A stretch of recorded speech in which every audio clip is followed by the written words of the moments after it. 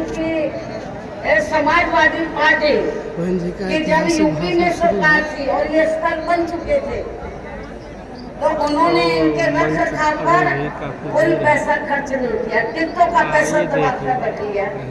लेकिन जब अब वो सत्ता से बाहर है समाजवादी पार्टी, तो अभी 2-3 दिन पहले वो मीडिया में खबर छपवा रहे थे कि हम माल्यावती श्री कांशीराम जी के सम्मान में संगोष्ठी करेंगे। लेकिन जब वो सरकार में रहते हैं तो ना उन्हें पीडीए याद आता है और ना माल्यावती श्री कांशीराम जी की जयंती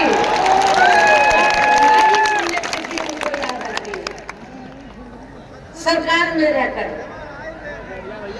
लेकिन जब वो सत्ता से बाहर हो जाते हैं तो समाजवादी पार्टी को फिर याद आता है कि हमें संगोष्ठी करनी चाहिए। मैं सपा मुखिया अखिलेश यादव से मुझे पूछना चाहती हूँ, यदि माल्यावती श्री कांशीराम जी के प्रति आपका इतना ही आदर सम्मान था तो जब यूपी में मेरी सरकार थी तो मेरी सरकार ने अलीगढ़ मंडल में कासगंज के नाम से अलग से जिला बनाया, उस जिले का नाम माल्यावती श्री कांशीराम जी नगर के नाम से रखा था। लेकिन जैसे ही समाजवादी पार्टी पावर में आई उन्होंने नाम बदल दिया। माल्यावती श्री कांशीराम जी के नाम पर हमने कॉलेज, यूनिवर्सिटी, अनेकों संस्थानों के नाम रखे, अनेकों संस्थानों के नाम रखे, जनहित की योजनाएं शुरू की।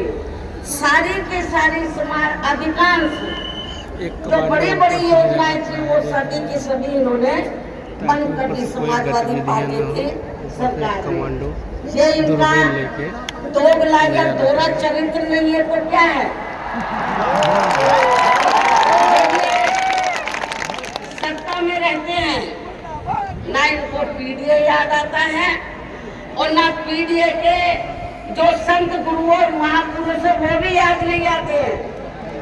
जब ये सत्ता से बाहर हो जाते हैं तब इनको हमारे संत गुरु और महापुरुष याद आते हैं।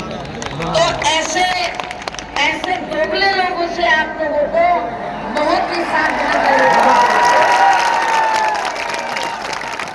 और हमने माल्यावती श्री कांशीराम जी जो पंजाब राज्य के एक मध्यम दलित परिवार में पैदा हुए हैं, तो इनके बारे में मैं ये कहना चाहूंगी कि इन्होंने भारतीय संविधान के मूल निर्माता एवं दलितों व अन्य उपेक्षित वर्गों के मसीहा परम पूज्य बाबा साहब डॉक्टर भीमराव अंबेडकर की मूवमेंट से व इनके कड़े संघर्ष एवं अथक प्रयासों से देश के खासकर करोड़ों दलितों, आदिवासियों, पिछड़े वर्गों, मुस्लिम व अन्य धार्मिक अल्पसंख्यक समाज के भी हित में भारतीय संविधान में दिए गए कानूनी अधिकारों से प्रेरित होकर तथा उनके बताए हुए रास्तों पर चलकर